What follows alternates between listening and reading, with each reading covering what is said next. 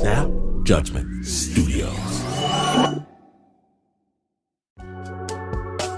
We are thrilled to bring you this morsel from the Spooked table, but if you need more monsters, if you need more demons, if you need more Spooked, subscribe while you still can. Just go to luminary.link/spooked. That's luminary.link/spooked. From Luminary, you've crossed over to Spooked.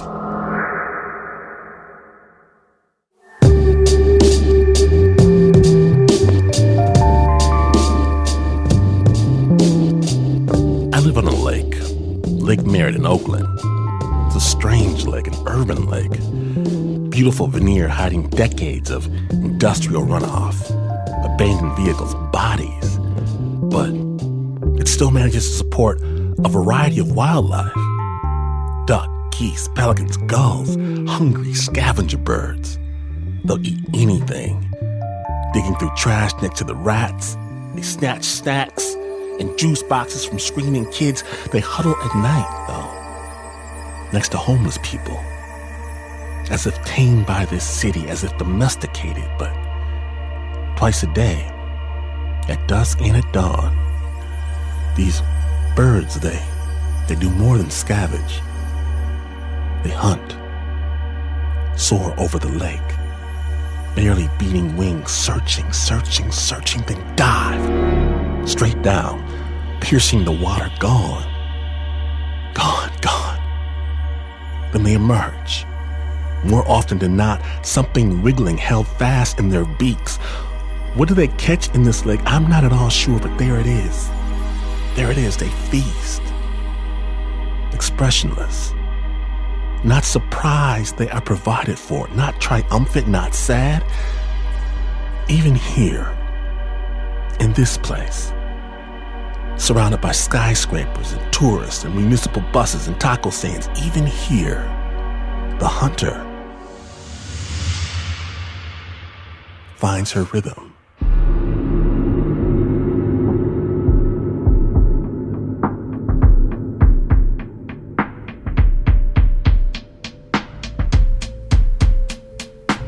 Spook starts now.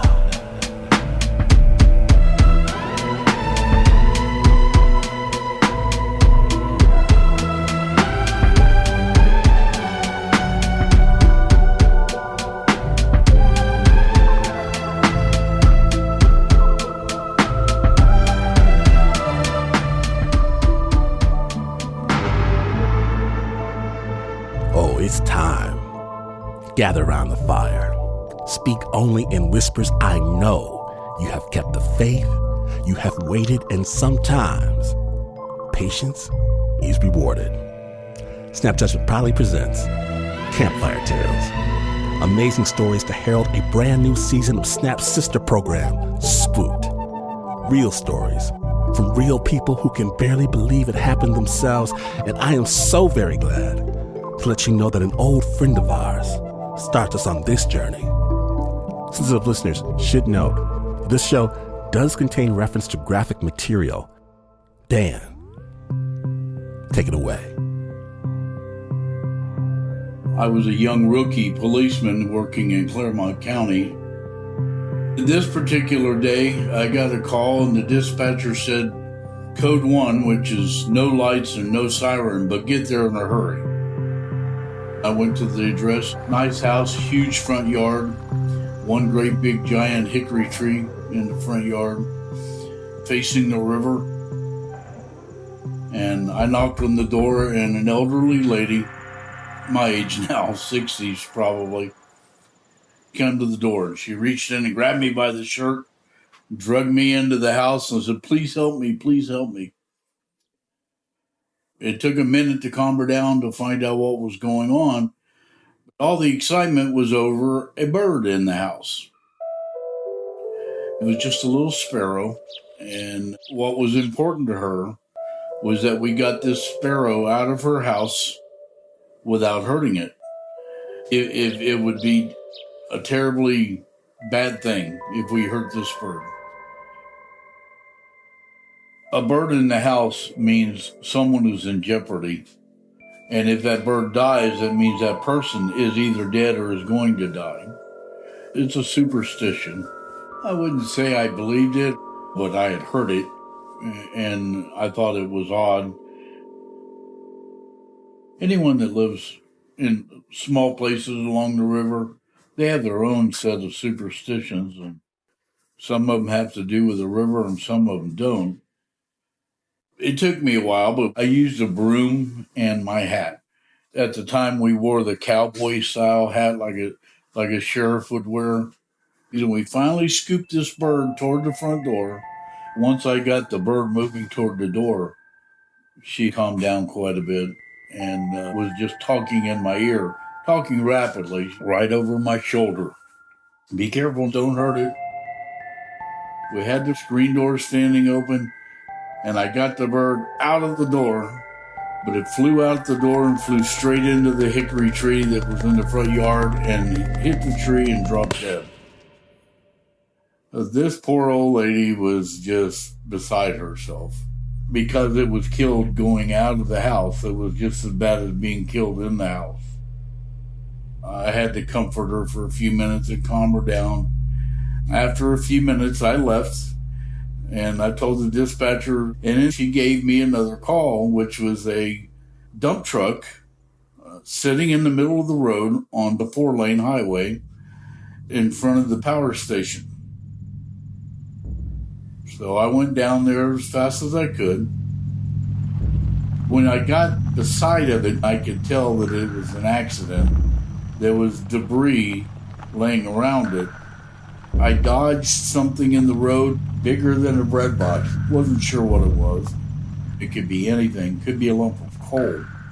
I just went around it. I remember thinking, I'll have to sweep that out of the road. Got up behind the dump truck and got out, and as I walked up to the driver, he's hysterical, and it took me a minute to calm him down, and he's pointing under his truck, so I had to get down on a knee and look under the truck, and you could see the remnants of a Corvette. A Corvette had come up behind him, and for whatever reason, didn't touch his brakes and ran directly under the dump truck.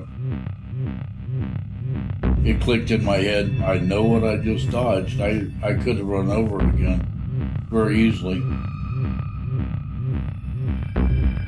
I went back to pick up the debris. It was the head of the driver, which had been smashed about 2/3 of the way flat and was laying in the middle of the road. I got the driver calmed down, got him out of the road. He was wanting to help and couldn't.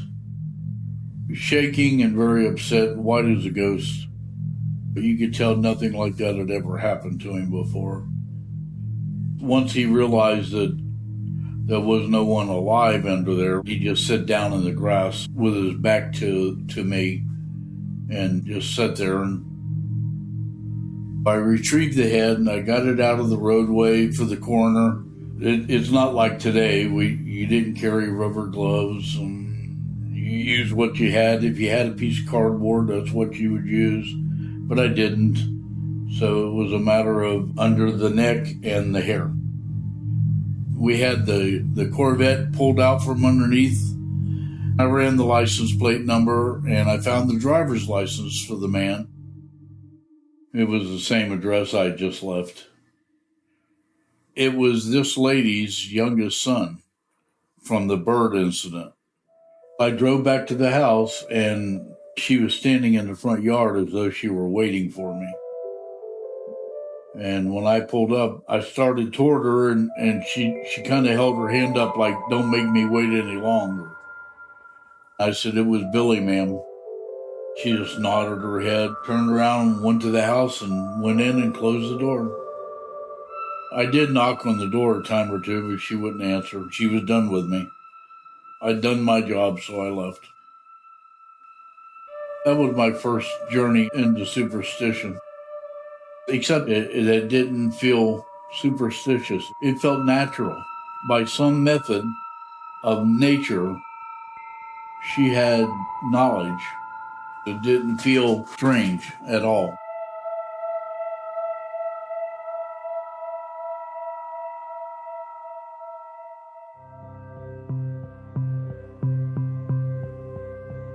Thank you.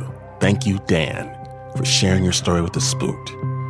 Now, the original score for that story was by Maryam Qudus. It was produced by Ann Ford.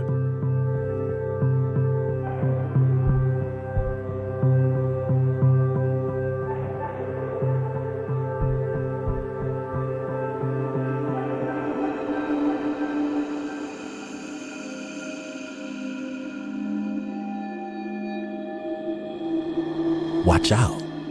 Beware. But beware of what? Find out when Snap Judgment's Campfire Tales episode returns. Stay tuned.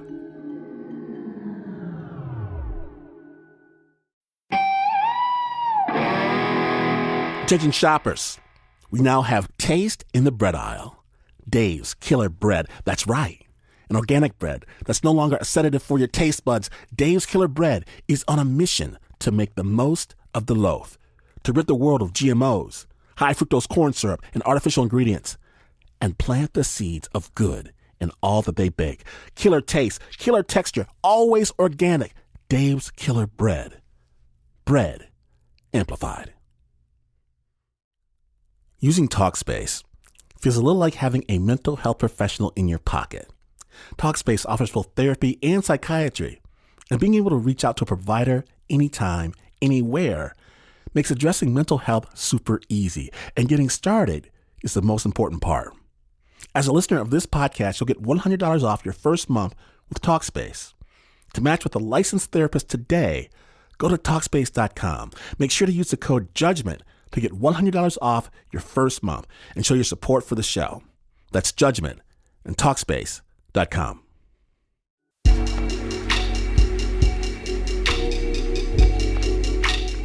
Welcome back to Campfire Tales, a special Snap episode featuring amazing stories from our sister program, Spooked.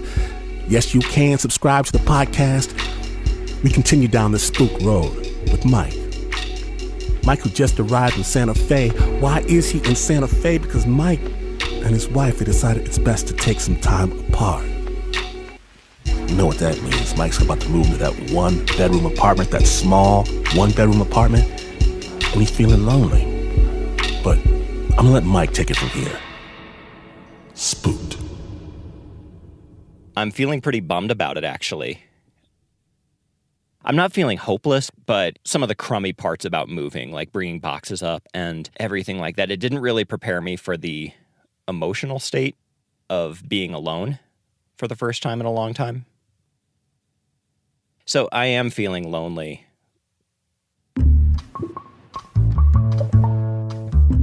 Before I even get up the stairs, I hear a voice that says, "Hi, Mike."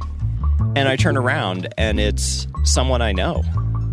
It's Becky and her mom, Susan.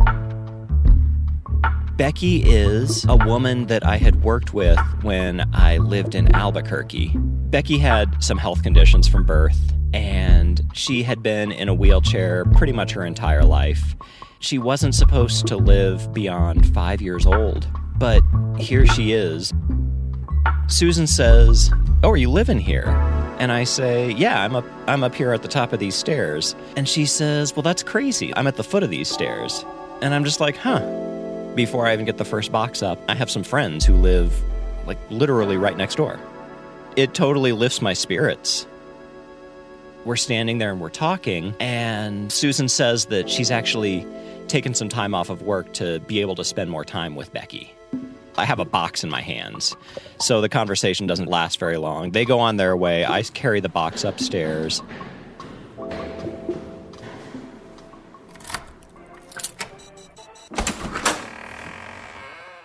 I open the door, and I just see a big, empty apartment. It doesn't feel particularly warm and inviting, but I realize I still have a lot to do as far as unpacking goes and as far as, getting settled goes. By the end of the day, around 10:30 or 11 o'clock, I'm just exhausted. I don't even make the bed. I just plop down onto the mattress and go to sleep.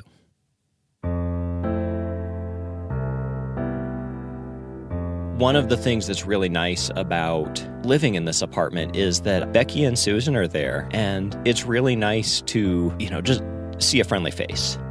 I come down the stairs one day, and Becky is sitting outside. She and I strike up a conversation. I say hi. She says hi. She had just got back from visiting the fire station south of town, and she's telling me about one fireman in particular who she has the biggest crush on. It just makes me smile. It's cool to hear about someone who has some interests that are cool and kind of innocent. I definitely feel like I'm a better person for having Becky in my life.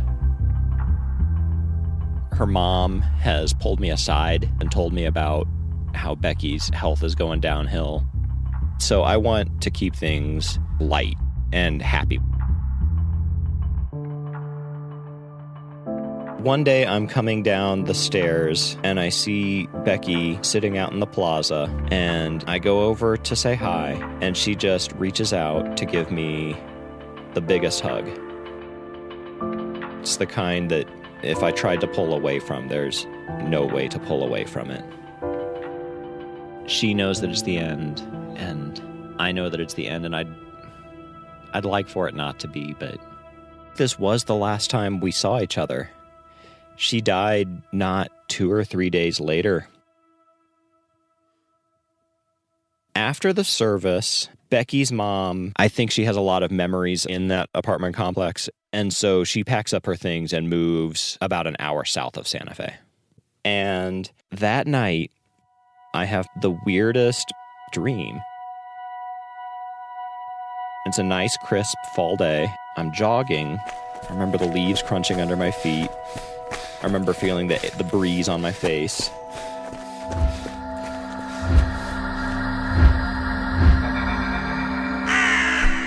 And a crow lands on my shoulder. I can feel its claws, and I can feel its feathers brushing up against my cheek. And eventually, I say to the crow, "Okay, time to go." And I try to brush the crow away. And that's when the crow just digs in harder.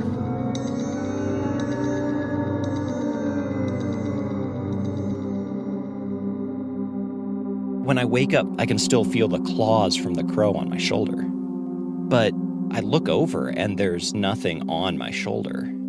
So it just feels wrong. I look over and I see that my dog is just sitting by the bed trembling. He's an older dog at this point, so part of me thinks that he has to go to the bathroom. I get up and he just bolts to the door and we go outside. It's just past dawn, which is about the time I get up anyway. It's a beautiful morning. There's a tree outside my apartment, and it's a songbird tree. It's a tree that the songbirds have nests in, and you can hear them chirping throughout the day. And the dog just wants to get away from this. We're walking along the trail, and we come along a coyote fence. And sitting on this fence, there are crows. And they're sitting there, and they're just looking at us. And I've never seen them in a group this big before. It's not uncommon for crows to sit in a row. Like, they will sit in groups, but what seems weird is they're all staring at me. They're not focused on anything else. They're not looking for a new place to fly, or they're not like squawking at each other. All these crows are looking directly at me. I'm not sure what's going on. And the crow in the middle just kind of turns and starts squawking at us. And that's when my dog runs away from the crows. I don't know why he's all of a sudden scared of this crow squawking at him. We spend the next hour pacing. The dog comes to the base of the stairs to the apartment, puts maybe one paw on there, and he won't go up any further. I'm able to coax him to come back up to the apartment, and he doesn't leave my side the entire morning.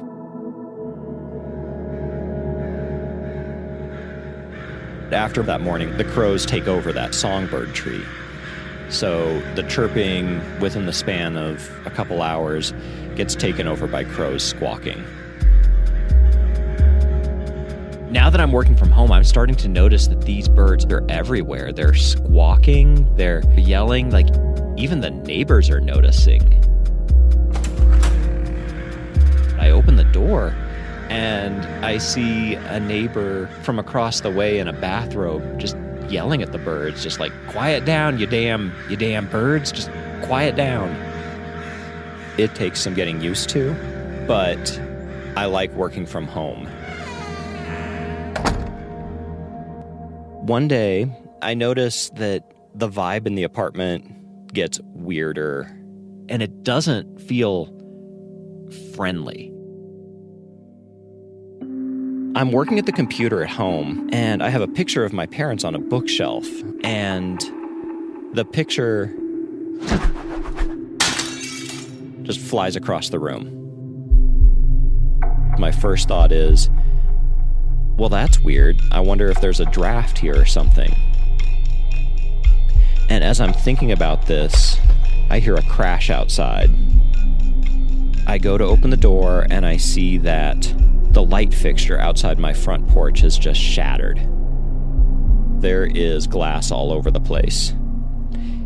I go to get a broom to sweep it, and I get a call from our IT guy at my office. And he says he doesn't know what I was doing, but whatever it was caused this huge surge that basically shut down our entire system throughout the state. I feel like, maybe I'm cracking up.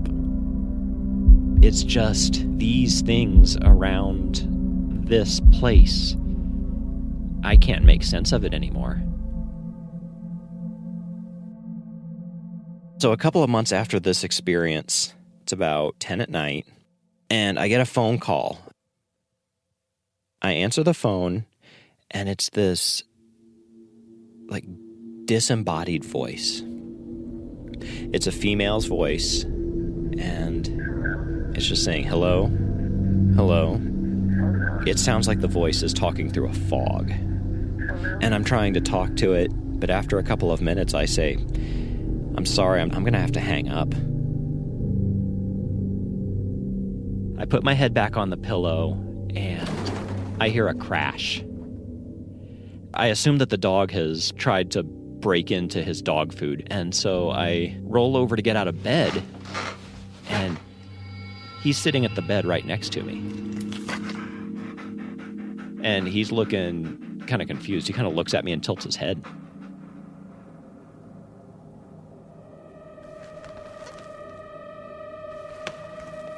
My heart's going a mile a minute. I'm terrified. I walk down the hall, I make the turn into the kitchen, and all of my cupboards are wide open, and all of the pots and pans that are hanging are just swaying back and forth. They're just rattling. I'm freaked out at this point. I close the cupboards, put my hands on the pots and pans to stop them from swaying, and I'm thinking, ever since I've moved into this place, it's been weird, with weird dreams, with the crows, with things being thrown across the room. And then every time, I'm somehow able to convince myself that this place is normal and that I can make this work.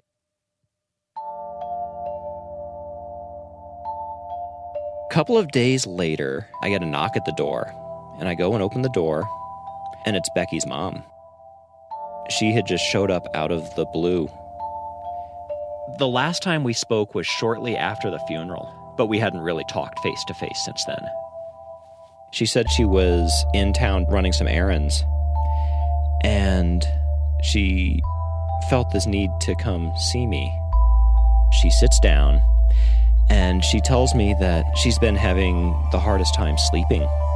She keeps having dreams about Becky being surrounded by birds. She says, I know it's going to sound weird, but I think Becky is trying to communicate to her through birds. She tells me a story about one of Becky's friends. She's trying to cross the street one day, and all of a sudden, she puts a foot out, and then a bird smacks her in the cheek. She has one foot out in the road, and as she's looking at the bird, a car zooms past. The bird had kind of saved the friend's life. It doesn't all make sense. It doesn't all add up to me yet, but everything with the crows started after Becky died. Eventually, Becky's mom gets up to leave and heads back home. And I hear the crows outside. So I open my apartment door, I look out at the tree, and I see the crow standing there eating a rabbit carcass.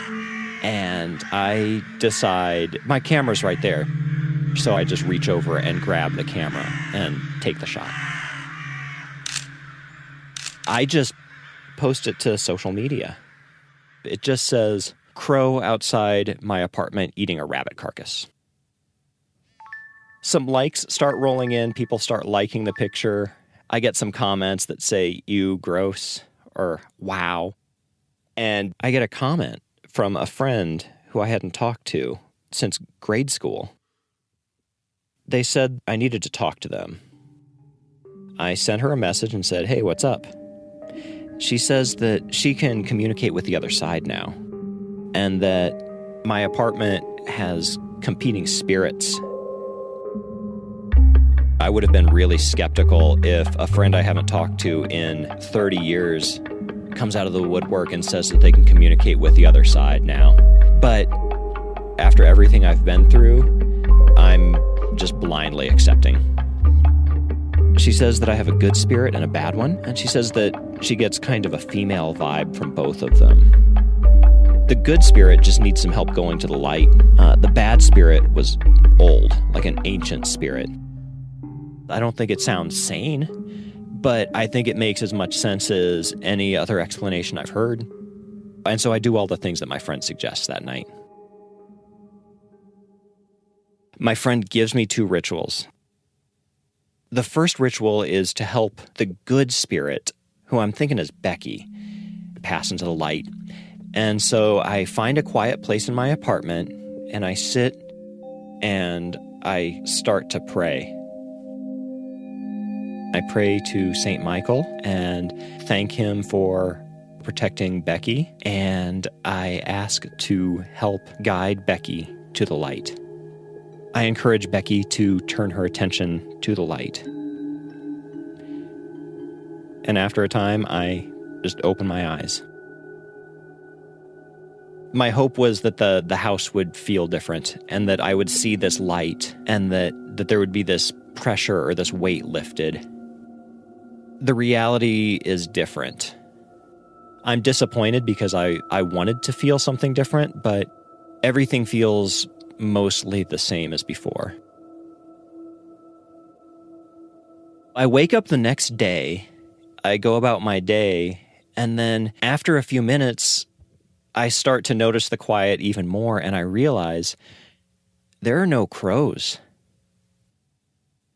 If there wasn't really a doubt in my mind before that the crows and Becky were somehow connected, this just drove it home for me. This made it feel real.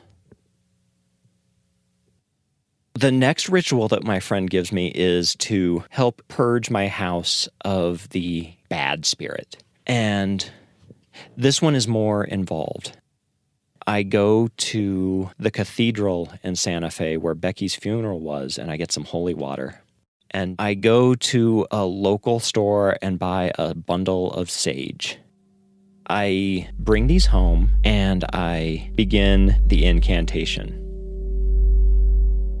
I say, protect my house from evil spirits, fill my heart with light and love. And I say that over and over and over again. Fill my heart with light and love. I shake the sage all throughout the house and just keep repeating, fill my heart with light and love. Fill my heart with light and love. fill my heart with light and love. And then when that's done, I take the holy water and I do the same thing. It's hard to describe, but the atmosphere of the house does feel a little different after I'm done with all of this. The best I can describe it is it feels like a pressure has been lifted. I think the rituals worked. I think that I have purged my house of whatever evil spirit was haunting this place. So the next morning, I message my friend, and she says that I need to go through the same ritual again the next day, and that it might take more than one time to do this. And so I do it again. I do this for 2 weeks. For the next 6 months, there's nothing. The house is peaceful. The house is quiet. I'm able to sleep at night. There's no nightmares. My dog dies, which is really sad, but there's nothing going on that's scary or unexplainable in the house. I decide I don't even need to look for another apartment, and I just re-sign the lease. About a week or two after I sign the lease, I go to bed early. I'm in that near sleep state, the one where you're not quite awake and you're not quite asleep. All of a sudden, I hear this very clear, calm voice say, "If you want to see what's haunting your house, you should open your eyes now." And so I open my eyes, and I see my alarm clock. And it says it's 12:35 in the morning.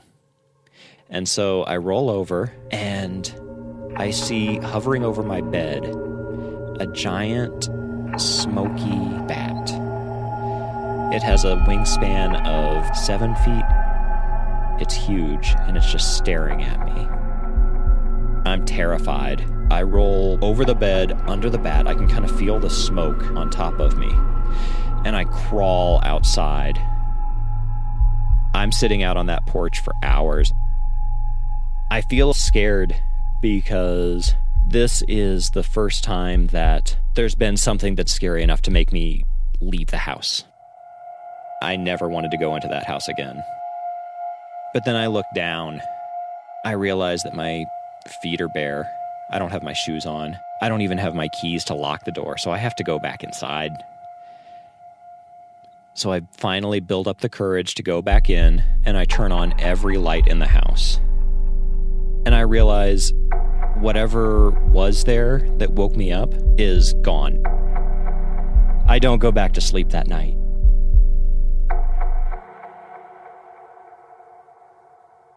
I have a new neighbor who had moved into the apartment after Becky died and after Susan moved out.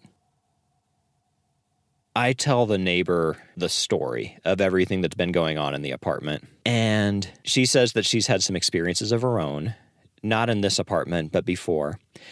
And she says she has a shaman friend who she'll hook me up with. I talk to the shaman, and he doesn't sound surprised by anything that I'm going through. He basically says that whatever is living in the house is an old spirit. It's something ancient, and he describes it as kind of a sticky spirit, and it likes my energy, particularly when I'm scared. And at this point, everything seems to click with me. One was protecting me. That was Becky. The rest of it feels like everything that I couldn't explain by that good spirit, I could totally explain by a spirit that's trying to scare me. I walk into the house and the pressure is back. And so I start the smudging and praying process all over again. That night, I go to bed and I wake up and it smells like is smeared all over my walls.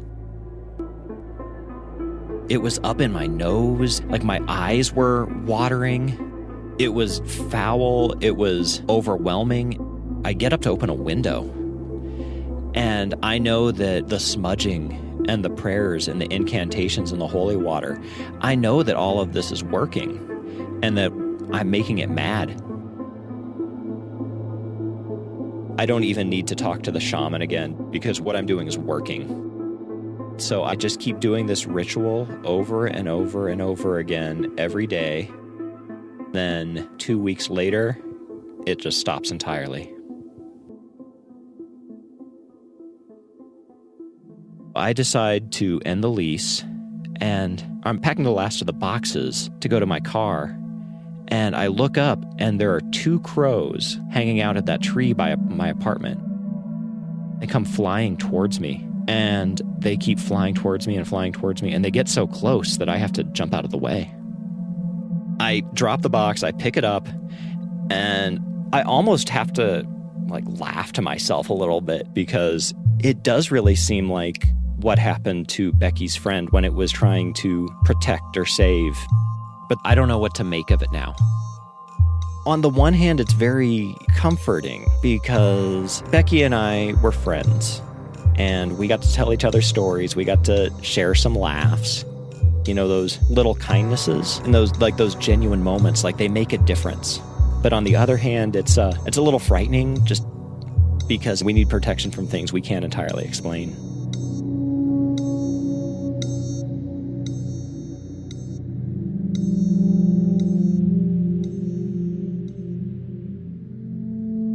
Thank you, Mike. Thank you, Mike, for sharing your story with the Spooked. Understand, Mike is a Spooked listener. We love to hear from our listeners. That story, the original score, was by Lauren Newsom. It was produced by Aaliyah Yates.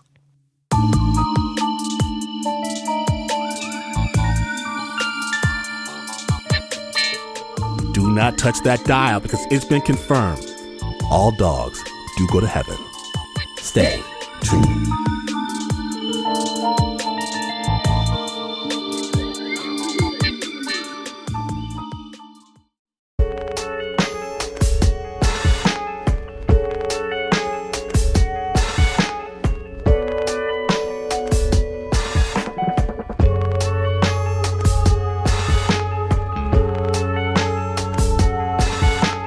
Welcome back.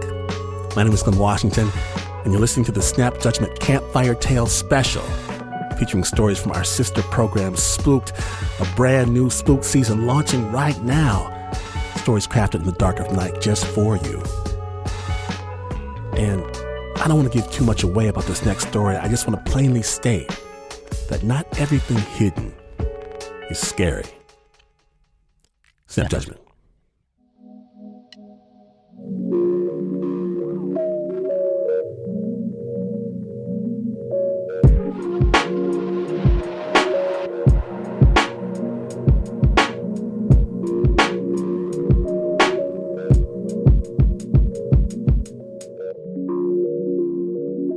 I'm 22 years old. I'm living with my mom and dad in northern New Jersey. I had dropped out of art school, so I was working at the mall. I was working as a makeup artist. I was just trying to kind of figure out what I'm going to do with the rest of my life. I had gone down the shore that summer a couple times. That's what you do in New Jersey. Just drive around in your car and go hang out with your friends. And, when people's mom and dad are out of town, they would have parties. Janine is a very good friend of mine. She's somebody that I had met waitressing at a job a year earlier. So she invited me one night to one of her friends from high school's house, her friend Yvette. And I had never been to Yvette's house before, and I'd actually only met her a couple times. I have to work the mall that night, but after I get off work at 9, I head straight over to the party. So I pull into the neighborhood, and it's a very nice suburban neighborhood, big, beautiful split-level homes, big yards, long driveways. It's dark out by the time I arrive. Janine had told me earlier in the day that when I got to the house, just to head straight to the backyard. So I get out of my car, and I start heading towards the driveway, and I see this dog about 30 feet away from me on the driveway. It's a collie dog. It looks like Lassie from the 1950s TV show. Brown and white and very fluffy. Those dogs have a longer snout, and they kind of always look like they're smiling. When their mouth is open and they're panting, they have this little cute kind of smiley look to them. So I kind of kneel down and I call to it to get it to come closer to me, and it does. It comes about 6 feet away from me. And he's standing there looking at me. I'm kind of going like, come here, puppy, come here. Like I wanted to pet it. He seems friendly. but he wouldn't get close to me. He just turns around and just kind of trots off into the backyard.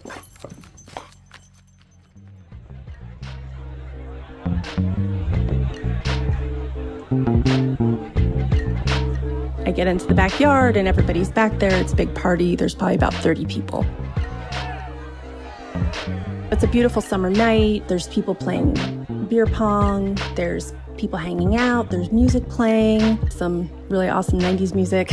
There's chairs set up out in the middle of the yard. People were sitting around drinking beer. There was people kind of throwing a football around. There's a big deck. People are up on the deck. So I immediately find Janine. She shows me where the beers are. I'm hanging out. I'm having a good time, getting introduced to people. Over the course of the next few hours, I see the dog, and the dog is just having the time of its life. First, it's kind of running really quick, doing circles around the yard. And then later on, I see it, running and catching a ball in its mouth. It jumped up and caught the ball right in its mouth. And I'm thinking, gosh, this is so nice that these guys at this party are playing with this dog.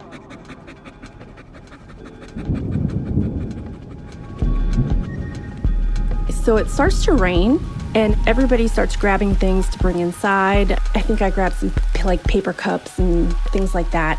The rain is coming down pretty good. I'm running up the deck stairs with a bunch of things in my arms. And as I get to the top of the deck stairs where it goes into the kitchen, I just happen to turn and look out into the yard, and the dog is just standing in the middle of the yard, and he's staring up at me. Our eyes meet, and I'm thinking, oh, this poor dog is getting all wet out here in the yard.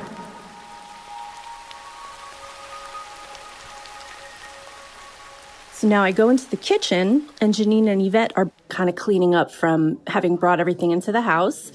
And I say, hey, Yvette, just so you know, your dog is still out in the yard. Yvette says, oh, I don't have a dog. And I said, oh, well then, whoever brought their dog to the party, their dog is still out in the yard.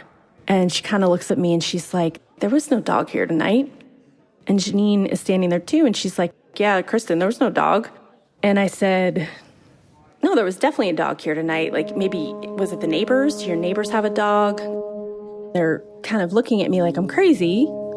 And they're like, there was no dog here at this party tonight. What are you talking about? I can't believe what I'm hearing because I know what I had just seen. I'm feeling confused and I'm getting frustrated. And I said, well, I saw a dog. It came up to me on the driveway when I got here. And I saw it running around all night. It was playing. It was running. It was catching balls in its mouth. And then I said, it was, this collie dog. And then that's when Yvette kind of stopped and was like, a collie dog? Did it look like Lassie? And I said, it looked exactly like Lassie. And that's when she says, well, we did have a collie that looked like Lassie. His name was Chansey, but he died a few years ago, and he's actually buried in the backyard. So now the hairs on my neck stand up. I kind of start to feel like, oh my gosh, what is happening? What did I see? Why am I the only person that saw this? It's like a very eerie, creepy feeling. Yvette now leads me down this little hallway off the kitchen, and she points to a picture in a collage frame on the wall. And sure enough, there's this dog in one of those little collage pictures. The dog in the picture had that same smile. He had the same coloring. He looked to be the same size and weight as the dog I had seen. I didn't really have any doubt in my mind. And I said, this is absolutely the same dog. It was the same dog. I can just tell Yvette is freaked out and she's shutting down a little bit. She says, okay, I don't really want to talk about this anymore. And she walks away and goes back to the kitchen and is doing what she was doing before. I was creeped out, but she was very creeped out. I'm kind of dealing with this disbelief of like, oh my gosh, what did I see? My stomach is feeling that weird roller coastery feeling where you just kind of feel like you're swirling. I kind of started to think like, well, who was throwing those balls to the dog? I know I saw the dog catching balls, but I never saw who threw them. Now I go back outside in the rain, and I'm standing at the top of the deck, and I'm looking out over the whole yard. and I see no dog. I'm searching for this dog because I want to find him. I want to see that he's there. I don't want to believe what I've just seen. I can tell Yvette is kind of giving me a little bit of a side eye. She didn't really, I don't think, like what I was telling her, and I can understand. I can fully understand. I had never been to this house before, and here I am telling her I just saw her dog in the backyard. So I just decided to leave. It's still raining. It's coming down pretty good. It's a big summer storm. I'm walking down the driveway past the same exact spot I had just seen that dog earlier that night, but the dog is gone. The dog is nowhere to be found. Fast forward a couple of years, Janine got engaged, and being that she and Yvette were good friends, Yvette's family hosted Janine's bridal shower at their house. So now it's going to be the second time I'm going back to the same house. So the day of the bridal shower, I get there early, and it's daylight, so, everything looks different. We're setting things up. I say to Janine, gosh, it's kind of interesting being back here. I haven't been here since this strange occurrence that had happened. And, Janine says, do you want to go see where Chancey's grave is? So she leads me to the very back right-hand corner of the yard. It's kind of a shady corner. There's lots of trees above it. And there's a little stone that is for Chancey, and it has his name on it. I tried to talk to Chancey in my head, which sounds silly, but I tried to say, Chancey, if you want to show yourself to me again, I'd love to say hi. He did not show himself to me again. In the time after this happened, I kind of have thought to myself a lot about why was I the one that saw this dog? Yvette remembers Chancey from her childhood, being just the sweet, beloved family pet that got very old and unfortunately had to get put to sleep. Of course, the dog that I saw was this vibrant, just energetic young dog running and jumping and having a great time. Even though he had struggled and had such a hard time in his older years, he showed himself to me, and he was happy. He was a really happy dog from what I gathered that night. I feel almost in a way that it was a sign to me that, dogs are going to be okay on the other side. In the time from when I had the first experience at Yvette's house, we had also lost our family dog, Gretchen. She was a miniature schnauzer, and it was our family pet I had since I was in 5th grade. She was very old when she passed, and it was really a hard thing for our family to go through. One of her last couple days, I whispered to my dog. I said, Gretchen, if you ever want to come back and say hi to me after you leave, you can come back. I would love to see you again.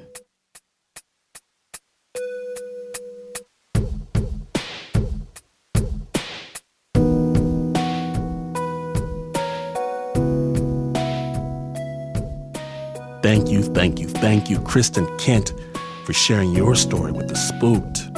Kristen is a Spooked listener. She wrote in to tell us her story. We love when listeners share their stories with us. The original score for that story is by Moises Nunez. It was produced by Zoe Ferrigno.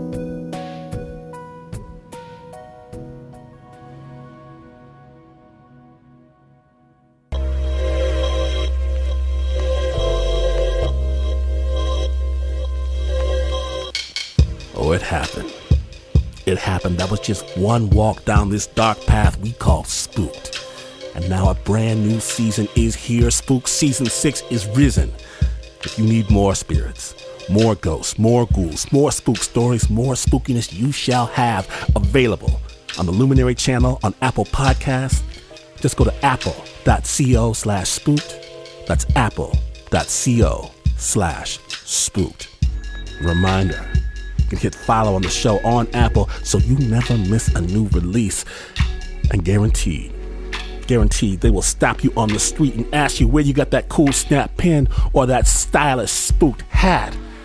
Tell them, snapjudgment.org.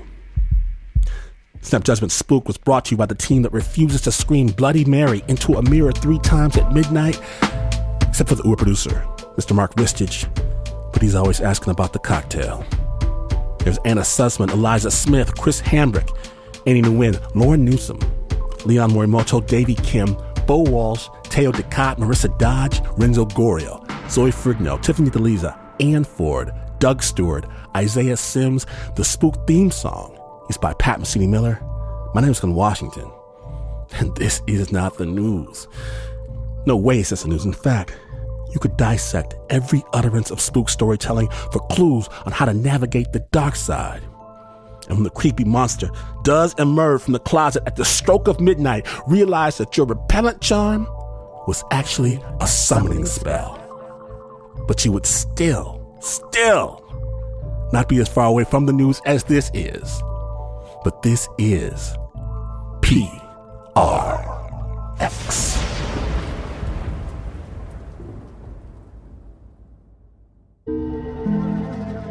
This episode of Spooked was summoned in the dark of night by Luminary. We are thrilled to bring you this morsel from the Spook table, but if you need more monsters, if you need more demons, if you need more Spooked, subscribe while you still can. Just go to luminary.link/spooked. That's luminary.link/spooked.